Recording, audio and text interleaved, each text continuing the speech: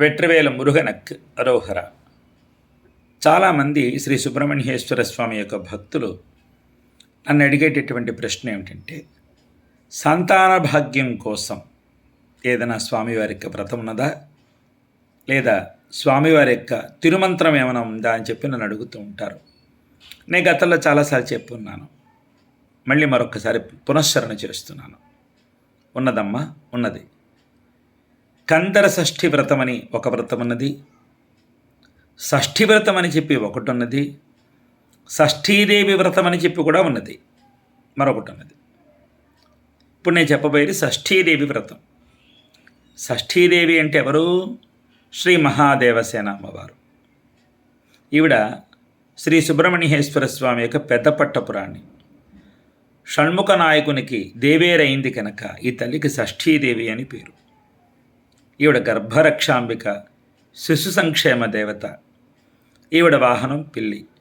ఆది పరాశక్తులని 6వ అంశ ఈ తల్లి. ఈ తల్లి పిల్లల్ని సంరక్షించడంలో మహదిట్ట.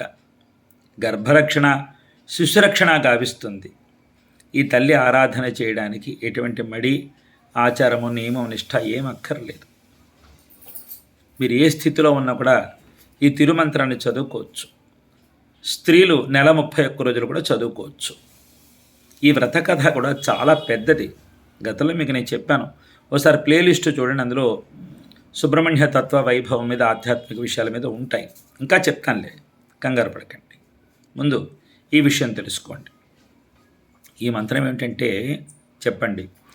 ఓం శ్రీమాత మహా షష్ఠీదేవ్యై నమో నమః. మళ్ళీ చెప్పనా? ఓం శ్రీమాత మహా షష్ఠీదేవ్యై నమో నమః. ఈ మంత్రాన్ని ఎల్లవేళలా చదువుకోవచ్చు. పిల్లలకు కలిగిన వాళ్ళు, కలగాల్సినటువంటి వాళ్ళు, చిన్నవాళ్ళు, పెద్దవాళ్ళు అందరూ చదువుకోవచ్చు. పిల్లలకు బాలగండాలు, బాలారిష్టాలు లేకుండా చేస్తుంది. పిల్లలకు దృష్టి తగలకుండా చూస్తుంది. దారి తప్పిన పిల్లల్ని దారిలో పెట్టి వాళ్ళకి బుద్ధిమించి నేర్పిస్తుంది. అలాగే పిల్లల గర్భరక్షణ చేస్తుంది, శిశురక్షణ చేస్తుంది. ఏమ్మా, చక్కగా చేసుకోండి. స్త్రీలలో వంధ్యదోషాన్ని పోగొడుతుంది ఈ చక్కని తిరుమంత్రం.